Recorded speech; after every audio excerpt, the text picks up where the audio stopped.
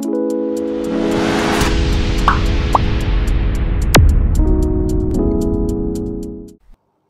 Bapak Ibu yang terkasih dan mengasihi Tuhan.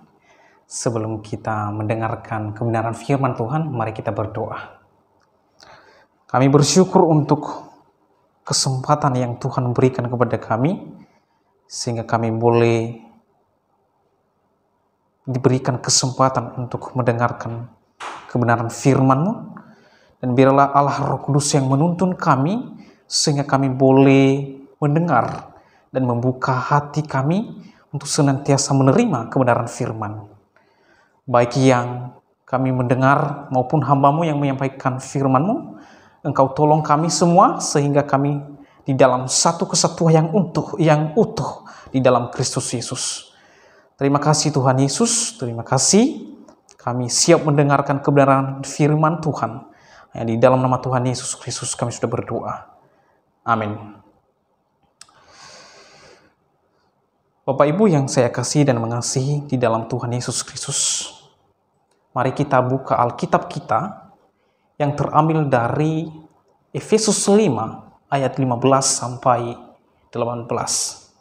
Sekali lagi Efesus 5 ayat 15 sampai 18.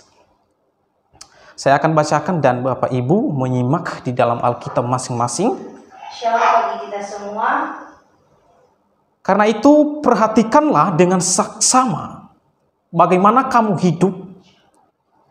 Janganlah seperti orang bebal, tetapi seperti orang arif. Dan pergunakanlah waktu yang ada, karena hari-hari ini adalah jahat. Sebab itu, janganlah kamu bodoh, tetapi usahakanlah supaya kamu mengerti kehendak Allah. Dan janganlah kamu mabuk oleh anggur, karena anggur menimbulkan hawa nafsu. Tetapi hendaklah kamu penuh dengan Roh. Saudara-saudara yang terkasih dan mengasihi Tuhan, jikalau kita membaca bagian firman Tuhan ini, khususnya Efesus 5 ayat 1 sampai 21 di sana, kita melihat atau mengetahui bagaimanakah ciri-ciri hidup orang yang sudah berada di dalam Kristus. Kita akan melihat seperti apa sikap hidup, gaya hidup orang-orang yang sudah dipilih oleh Allah dan yang sudah berada di dalam Kristus. Saudara-saudara,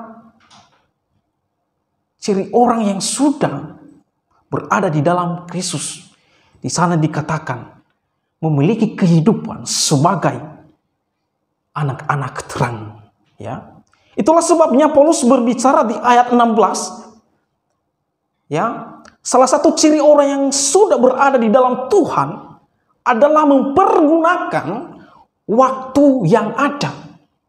Ya, mempergunakan waktu yang ada. Tidak menyanyiakan kesempatan yang ada. Maka tema kita pada hari ini adalah pergunakanlah waktu yang ada. Bapak Ibu yang saya kasih dan mengasihi Tuhan, dalam bahasa Yunani ada 3 istilah bentuk waktu yang dipakai di sana. Yang pertama, kronos. Kronos ini adalah waktu yang dapat diukur, ya, waktu yang dapat diukur. Misalnya menit, detik, ya, jam, hari, bulan, dan bahkan tahun. Inilah bentuk waktu yang pertama, yaitu kronos. Dan yang kedua adalah aion, ya. Aion ini adalah bentuk waktu yang tidak terbatas. Ya, yang tidak terbatas seperti penciptaan dan sampai pada kekekalan. Nah, itulah aion. Dan yang ketiga adalah kairos. Saudara, kairos ini adalah bentuk waktu atau kesempatan yang hanya terjadi dalam satu kali, dan kesempatan ini tidak berulang lagi. Hanya satu kali terjadi. Dan inilah Kairos. Kairos ini adalah sering dipakai ketika Tuhan datang.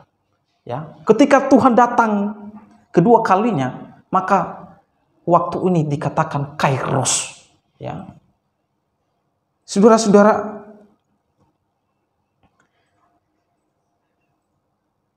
istilah waktu yang dipakai dalam Efesus 5 ayat 16 ini adalah Kairon, ya, dari kata dasar Kairos, ya.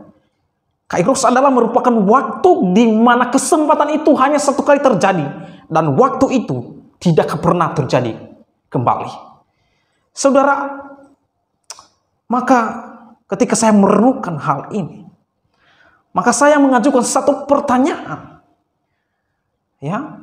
Apa yang membuat Rasul Paulus begitu antusias menekankan hal ini? Ya, apa yang membuat Paulus begitu sangat antusias menekankan hal ini?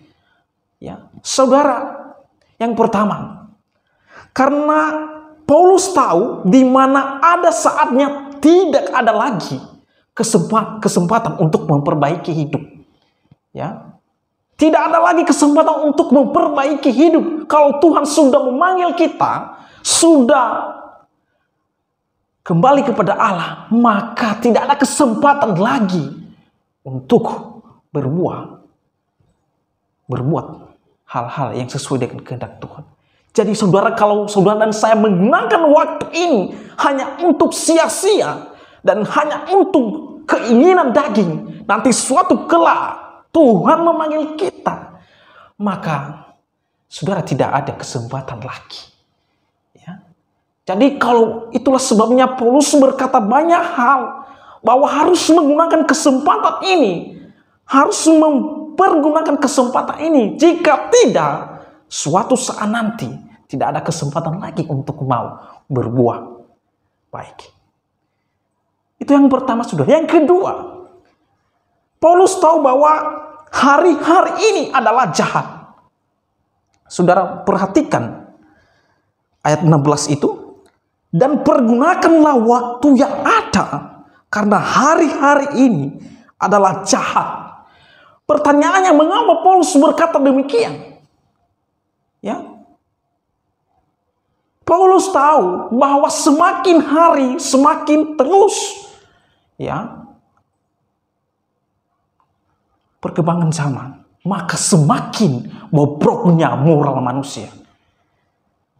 Tadi pagi saya melihat di medsos itu ada seorang, ya, sepasang kekasih, mereka berenang di sebuah kolam renang. Saudara, apa yang mereka lakukan ketika orang-orang sepi? Mereka melakukan hal-hal yang tidak sesuai dengan etika moral. Begitu mudahnya melakukan melakukan hal-hal yang tidak sesuai dengan kehendak Tuhan. Begitu gampang, saudara. Ya, saya melihat, wah, betapa kejamnya dunia, semakin bobrok, semakin jahatnya dunia ini. Ya, mereka tidak merasa malu. Banyak orang yang memvideokan mereka. Lalu ketika mereka melihat, maka mereka tersenyum. Mereka anggap itu hanya biasa-biasa saja. Itulah dunia yang pada saat ini yang dimaksud oleh Paulus. Semakin hari semakin jahat, bukan semakin mengenal kehendak Allah. Saudara-saudara, Paulus mengingatkan kita, janganlah sia-siakan waktu. Ya, saudara, kata jahat di sana dipakai. Ya, dalam bahasa Yunani, istilah jahat di sana adalah dipakai dengan kata poneros. Pertanyaannya, apa itu poneros?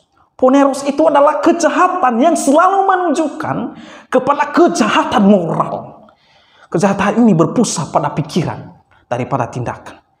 Ya, misalnya saudara membenci orang lain di dalam pikiran Anda, walaupun Anda tidak melakukan atau bertindak kepada orang lain, jika saudara sedang membenci orang itu, engkau sudah berdosa di hadapan Allah. Ya, yang kedua, ya, kejahatan ini bentuknya adalah berpikir jorok, seperti memikirkan hal-hal mesum atau pornografi. Saudara, berapa banyak anak-anak muda pada sekarang ini jatuh di dalam dosa ini. Ya. Dan hal ini sudah pernah terjadi dalam kehidupan saya. Ya.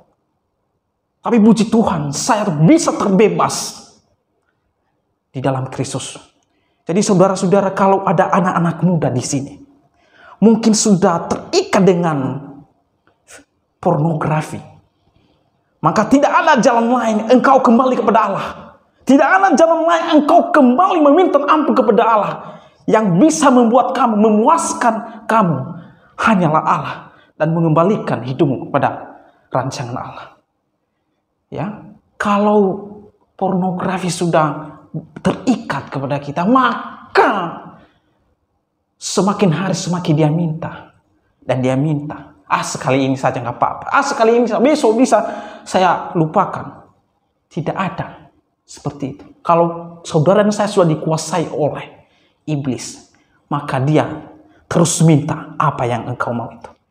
Ya, saudara-saudara yang terkasih dalam nama Tuhan Yesus Kristus, itulah poneros. Ya, poneros itu kejahatan yang selalu menunjukkan kepada kejahatan moral. Nah, jadi kalau generasi muda merusak moralnya dalam hal-hal seperti ini, maka potensi besar pada tahun-tahun berikutnya merusak. Ya, merusak. Bukan semakin maju, bahkan semakin rusak. Ya. Saudara, itulah poneros, dosa poneros. Bagaimana mempergunakan waktu atau kesempatan yang ada ini? Bagaimanakah mempergunakan waktu dan kesempatan yang ada ini, yang Tuhan berikan kepada kita? Yang pertama, saudara, memperhatikan dengan sungguh-sungguh bagaimana cara hidup. Ayat 15. Karena itu perhatikan dengan saksama bagaimana kamu hidup. Ya, jangan seperti orang bebal, tetapi seperti orang arif. Paulus membandingkan kehidupan orang bebal, kehidupan orang yang berdosa, ya, yang di dalam pikirannya adalah mesum dan hal-hal najis, dengan orang yang mengedepankan dan yang mencari kehendak Allah. Berbeda sekali. Ya, saudara-saudara, kata memperhatikan di sana, ya, dipakai kata blepo. Ya, King James Version menerjemahkan to see, melihat. Kalau New American Standard Bible, di sana jelas menerjemahkan dengan secara dalam. Artinya begini, be very careful. Ya, be very careful. Ya.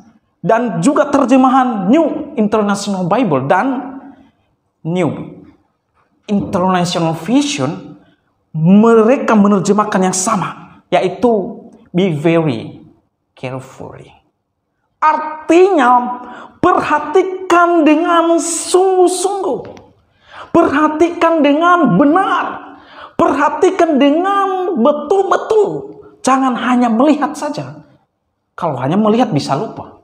Tapi di sini dengan memperhatikan dengan sungguh-sungguh, ya. Di sana kalau kita melihat, diartikan di sana, diterjemahkan bahwa engkau memperhatikan dengan sungguh-sungguh jika engkau berjalan. Di dalam bahasa aslinya. Ya. Saya tanya saudara sekarang, kalau saudara berjalan, apakah Anda memperhatikan? Atau lihat sana lihat sini? Rata-rata kita, kalau saya berjalan, saya pasti melihat jalan, bukan melihat yang lain. Jika kita melihat yang lain, maka kita memiliki potensi untuk bisa jatuh dan tersandung. Nah, disinilah yang dipakai oleh Paulus, cara bagaimana memperhatikan hidup ini adalah seperti memperhatikan jalan-jalan kita supaya kita tidak jatuh di dalam dosa, saudara. Makanya dia memberikan satu analogi, yaitu orang bebal. Orang bebal itu tidak akan mempedulikan segala sesuatu. Ya, orang bebal itu tidak mendengarkan apa yang disampaikan, walaupun disampaikan berulang-ulang tetap sama. Nah, ini orang bebal. Tetapi orang arif di sini adalah orang-orang yang senantiasa memiliki hati untuk senantiasa mencari kedalam. Saudara-saudara, itulah artinya, itulah sebabnya Paulus mengingatkan bahwa kita harus sungguh-sungguh, harus benar-benar, harus memperhatikan bagaimana kita harus berjalan. Begitupun harus sungguh-sungguh belajar, ya, dan memperhatikan bagaimana kita hidup di dunia ini. Tuhan tidak mau hidup seperti orang bebal. Tuhan tidak mau seperti orang hidup yang pikirannya yang jahat. Tuhan tidak mau kalau kita jatuh ke dalam dosa. Namun Tuhan mau kita hidup seperti orang arif yang senantiasa menggunakan kesempatan untuk memuliakan Allah. Itulah orang arif. Orang arif adalah orang yang senantiasa mempergunakan waktu ini untuk memuliakan Allah. Jadi kalau orang ini senantiasa memuliakan Allah, maka saya katakan sempit akan dia melakukan dosa. Karena yang mengontrol hidupnya bukan dia sendiri, Allah sendiri. Itulah sebabnya Paulus berkata, ya, namun aku hidup, bukan aku lagi yang hidup, namun hidup yang kuhidupi sekarang ini dalam daging, yaitu oleh karena anak Allah. Saudara-saudara, itu yang pertama. Bagaimana mempergunakan waktu yang ada ini? Yang pertama tadi adalah memperhatikan dengan sungguh-sungguh bagaimana cara hidup. Yang kedua, berusaha mengerti kehendak Allah. Ya, ayat 17 saya akan bacakan. Sebab itu janganlah kamu bodoh, tetapi usahakanlah supaya kamu mengerti kehendak Tuhan. Saudara-saudara, orang yang merindukan, yang mau mengerti kehendak Tuhan di dalam hidupnya, maka ia tidak pernah menghabiskan waktunya untuk hal-hal yang sia-sia. Ia tidak pernah menghabiskan waktunya pada hal-hal yang tidak berfaedah. Ya.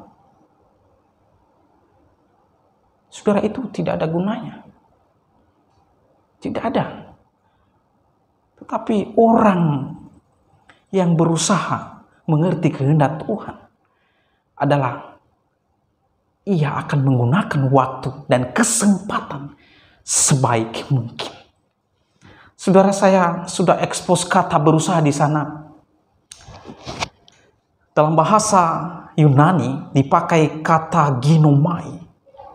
Ginomai ini artinya selidiki, ya. Bukan hanya saja berusaha, tetapi selidiki, mengerti, memahami, berusaha. Ya, apa yang Tuhan mau dalam kehidupan saya. Jadi dapat kita pahami bahwa di sana adalah harus memiliki kemampuan untuk menyelidiki, memahami, mengerti kehendak Tuhan. Bukan hanya sementara, tetapi di sana lebih jelas. Kata perintah di sana, berusaha, adalah terus-menerus engkau mencari dan memahami kehendak Allah. Ya, seringkali kita, anak-anak Tuhan, pertama-pertama, wah, semangat. Ya, semangat. Memang pertama itu adalah semangat. Namun, tidak lama, loyo dan hilang di dalam gereja. Ya, tapi di sini Paulus berkata bahwa kita harus mencari kehendak Allah bukan hanya pada awalnya saja, tetapi kita terus-menerus awal, pertengahan dan sampai pada akhirnya tetap sama. Ya, tetap sama semangat kita untuk menyelidiki dan mencari kehendak Tuhan. Saudara-saudara, maka gunakanlah waktu untuk senantiasa mencari kehendak Tuhan. Bagaimana mempergunakan waktu yang ada? Ya. Memperhatikan dengan sungguh-sungguh bagaimana cara hidup, berusaha mengerti kehendak Tuhan, dan yang ketiga adalah memberi diri dipimpin oleh Roh Kudus. Ayat 18, saudara. Dan janganlah kamu mabuk oleh anggur, karena anggur menimbulkan hawa nafsu, tetapi hendaklah kamu penuh dengan Roh. Saudara-saudara, frasa penuh dengan Roh lebih tepat diterjemahkan dikuasai, dikontrol, dikendalikan oleh Roh Kudus. Ya, penuh dengan Roh artinya adalah dikuasai, dikontrol, dan dikendalikan oleh Roh Kudus. Bukan lagi diri saya yang mengontrol diri saya, tetapi Allah lah yang membuat saya untuk senantiasa tetap taat dan mengendalikan diri saya. Ya, inilah ciri orang yang sudah berada di dalam Kristus. Ciri orang yang sudah benar-benar hidup di dalam terang adalah memberi diri untuk dipimpin, dikuasai, dikontrol, dikendalikan oleh Allah Roh Kudus. Ya, jadi kalau saya dan saudara tidak memberi diri untuk dikontrol, dikendalikan oleh Roh Kudus, maka sekalipun kita berbuat segala sesuatu awalnya bagus-bagus, tapi pada akhirnya tidak lama, saudara. Tidak lama. Ya. Kalau diri kita yang kita tunjukkan, kita tidak libatkan Tuhan di dalamnya, maka tidak lama lah, saudara, pasti ada hal-hal yang terjadi di dalamnya. Tetapi kalau Allah Roh Kudus yang mengendalikan, saya percaya Tuhan akan pelihara. Ya, Tuhan pelihara. Maka tidak mudah, saudara. Ya. Tidak mudah kalau kita tidak memberi diri untuk dipimpin oleh Roh Kudus. Ya. Jadi kalau kita tidak boleh izinkan untuk dipimpin oleh Roh Kudus, maka yang ada dalam kehidupan kita pasti kita tergiur. Ya, seperti yang dikatakan itu, janganlah kamu mabuk anggur. Pasti orang itu mau minum minuman alkohol. Ya, pasti. Dan tahu saudara di sini orang yang senantiasa mengkonsumsi ini, ya, orang yang senantiasa mengkonsumsi anggur, maka menimbulkan hawa nafsu. Kalau sudah menimbulkan hawa nafsu, maka disitulah sudah ada yang kejahatan dan dosa. Tahu dosa? Akibatnya pasti mati, maut, saudara. Maka jangan suka berbuat dosa, ya, teman-teman, ya, pemuda-pemudi yang ada di LPPS Palu, ya, jangan hidup di dalam dosa, tidak baik, najis. Allah memurkai saya dan saudara jika saudara dan saya tetap berada di dalam dosa. Maka jika saudara sedang melakukan dosa pada saat ini, maka saya katakan bertobatlah kembali kepada jalan yang benar. Ya, itulah yang Paulus ingatkan kita pada kesempatan ini. Kita harus mempergunakan waktu ini.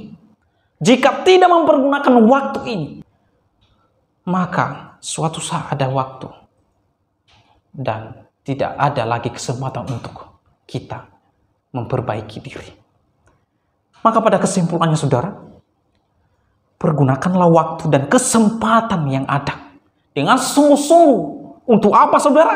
Untuk memuliakan Allah. Pertanyaannya yang perlu kita renungkan adalah, sudahkah kita mempergunakan waktu dan kesempatan yang sungguh-sungguh untuk memuliakan Allah?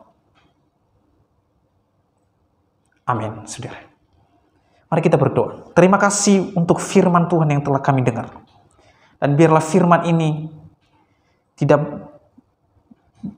berlalu begitu saja, tetapi biarlah senantiasa memperhatikan hari-hari kami, waktu-waktu kami bersama-sama dengan Tuhan. Dan biarlah hidup kami mempergunakan waktu ini dengan sungguh-sungguh benar-benar di hadapan Allah.